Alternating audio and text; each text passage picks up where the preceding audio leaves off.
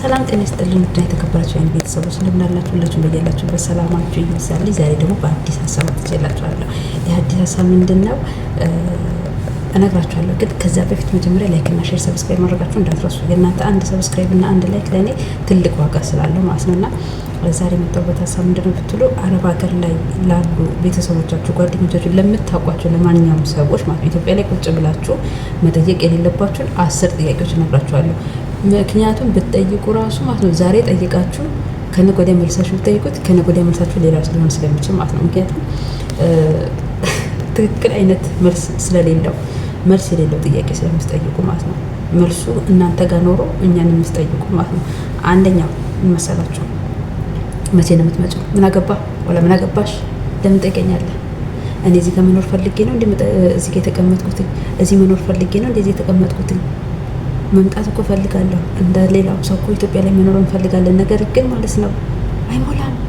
እዚህ ጋር ብንደፍነው እዛ ጋር ስንኖር እዛ ጋር እየፈሰሰ አስቸግሮን ተቸግረን እንጂ እኮ 10 ዓመት 5 ዓመት 6 ዓመት እኮ አረብ ሀገር መቆየት ፈልገን አይደለም።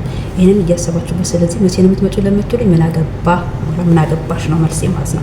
ከዛ ደግሞ ከነገ ወዲያ ብትጠይቁኝ ደግሞ እግዚአብሔር በፈቀደ ቀን ልላችሁ ይችላል። ምክንያቱም መልሳችን አንድ አይደለም። ሁሌ የተለያየ መልስ ስለምንሰጣችሁ ማለት ነው። ተግባባን? ሁለተኛ ደግሞ ደሞዝ ስንት ነው? ኤክስኪውዝ ሚ ስንት ቢሆን ቢያንሰኝ ልትጨምርልኝ ነው ወይስ ቢበዛብኝ ልትቀንሱልኝ ነው? ለምንድን ነው ደሞዝ ስንት ነው ብላችሁ የምትጠይቁኝ? የእኔ ደሞዝ ስንት መሆን ለእናንተ ምንድን ነው ትርጉሙ? ምን መልሳል ማለት ለእናንተ የሚሰጣችሁ ፋይዳ ምንድን ነው? ስለዚህ አይጠየቅም፣ አይባልም። ከነጭራሹ ደሞዝ ስንት ነው አይባልም። ሚሊዮንም ይከፈላት 1 ብር የሚከፈላት ችላ ነው የምትሰራው አረብ ሀገር ያለ ሴት ማለት ነው። ስለዚህ ደሞዝ ስንት ነው የሚባለው ጥያቄ ካካ ነው አይጠየቅም። ሌላኛው ደግሞ ምንድን ነው አታገቢም። ይሄ በጣም የሚያስቅና ምንም ጊዜ በማንኛውም ሰዓት መልስ የሌለው ጥያቄ ነው። አታገቢም። እኔ ያለሁት እዚህ ሰው ሀገር የሰው ሽንት ቤት ሳጥን ከየት አምጥቼ ነው ባለማገባው? ካለ አዘጋጅታችሁ ለእኔ ያላችሁት ያሰባችሁት ካለ እኔ አግቢ በሉኝ እንጂ አታገቢም ብላችሁ አትጠይቁኝ። ምንድነው ማገባው? መጥረጊያና ሞላ ያለው እንደ ማገባው። ስለዚህ አታገቢም ወይ አይባልም። በተለይ ኮንትራት ቤት ያለች ሴት አታገቢም ወይ የሚል ጥያቄ አይጠየቅም። ነውር ነው በጣም። ይሄን አጥብቃችሁ ያዙልኝ። መባል የለበትም ጭራሽ አይታሰብም። እንደዚህ አይነት ጥያቄ አይጠየቅም፣ ነውር ነው ማለት ነው። ከዛ ስንት ብር አለሽ? እኔ ስለ ብር ጭራሽ ማለት ነው እንዲወራ ሀሳቡም እንዲቀርብ አልፈቅድም። ምክንያቱም ብር የፈለገውን ያክል ቢኖረኝ ወይም ደግሞ ምንም ነገር ባይኖረኝ ምንም የምትፈይዱልኝ ፋይዳ ስለሌለ ማለት ነው። ምናልባት ቢኖረኝ ለተወሰነ ጊዜ ጥሩ ጓደኛ፣ ጥሩ ወዳጅ ልትሆን ትችላላችሁ። ከዛ በኋላ ደግሞ ልክ ብሬ ሲያልቅ ጫት ሄድም እንዲ የሚል ነገር ሊመጣ ስለሚችል ስለ ብር አይጠየቅም። ነውር ነው፣ በጣም ነውር ነው። ጓደኞች ቦታ ገዛች፣ ቤት ገዛች ለምትሉ ሰዎች ደግሞ ማለት ነው እግዚአብሔር ይመስገን እንኳን ተሳካላት፣ እንኳን ገዛች፣ እንኳንም ሆነላት። ነገር ግን የጓደኛዬ ቤት መግዛት፣ የጓደኛዬ ቦታ መግዛት፣ የጓደኛዬ ስኬታማ መሆን ከኔ ጋር ምን አገናኘው? እኔ እኮ የራሴ መንገድ አለኝ፣ እኔም የራሴ ስኬት አለኝ፣ እኔም የራሴ የሆነ የሚሄድበት መንገድ አለኝ። ግን ከጓደኛዬ ጋር ምን አገናኘው? ጓደኛዬ የፈለገችውን ነገር ታድርግ፣ ከኔ ጋር ምን አገናኘው? ሰው እንደ ራሱ እንጂ እንደ ቤቱ እንደ ጎረቤቱ አይኖርም። ስለዚህ ጓደኛዬ የፈለገችውን ነገር ብታደርግ እና እኔ ቤት መሬት ባልገዛ ኖርማል ነው። ምክንያቱም እኔ ልገዛ እችላለሁ ማን ያውቃል። ስለዚህ ጓደኛሽ ቤት ገዛች፣ ጓደኛሽ መሬት ገዛች ምናምን አንቺስ የሚባል ጥያቄ አትጠይቁ፣ ፌር አይደለም። ከዛ ትንሽ ብር ብድር ፈልጌ ነበር ለምትሉ በኩርኩም አናታችሁን ማበደር ነበር። ማርያምን አናታችሁን በኩርኩም። ምክንያቱም አይባልም ብድር ምናምን ነገር አይሰራም። እኔ በብድር አላምንም። በቃ በምንም አይነት ሁኔታ የሰራሁበትን ገንዘብ ለሚገባው ሰው ካልሆነ በስተቀር አበድረኝ እንደዚህ አልሰማም። መስማት የጠጥ ነው። ለማንም ቢሆን አላበድርም። እናቴ እንኳን አበድረኝ ብትለኝ አላበድራትም። ምክንያቱም ከሰጧ ስጦታ ሰጣታለሁ እንጂ የአረብ ሀገር ብድር ገብቶ አይወጣም። ለዛ ብድር አይባልም፣ ነውር ነው ማለት ነው። እና በዚህ አጋጣሚ አንድ ትዝ የሚለኝ ነገር እዚህ ሀገር ልክ እንደመጣሁኝ አረብ ሀገር እንደጀመርኩኝ አካባቢ አንድ በጣም የቅርቤ ሰው ነበረች እና አበድረኝ 10 ሺህ ያለች ማለት ነው። አበደርኳት። ግን እስከ ማበድራትም ድረስ ነገሮች አልመቻቻሉኝ። ለሀገሩ እንግዳ ነኝ፣ እንዴት እንደሚላክ አላውቅም ምናምን በጣም ተቸገርኩ ማለት ነው። እሺ ብያት ግን ቶሎ ስላላኩላት ምን ያክል እንደተሰደብኩበት በገዛ ገንዘብ እኮ ነው ምን ያክል እንደተሰደብኩበት። ምክንያቱም ልክ አረብ ሀገር ስትሄዱ ሌላ ታሪክ አርጋችሁ የምታስቡን። እኛ አረብ ሀገር የመጣን እኮ ልክ እንደናንተ ኢትዮጵያውያኖች ነን።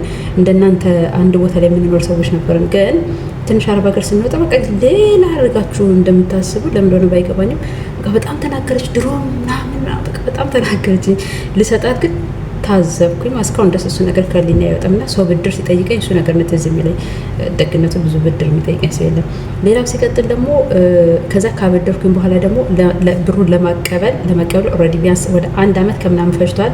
ያንን ብር ድጋሚ ለማግኘት ግን ያየሁትን እንዲህ በጀንኪ እየሰጥቼ በእግሬም በመኪናም በፈረስም ሄጄ ያ ብር በጣም ከብዙ ትግል በኋላ ነው ያገኘሁትና ብድር አይባልም። እኔ ብድር አላበድራችሁም።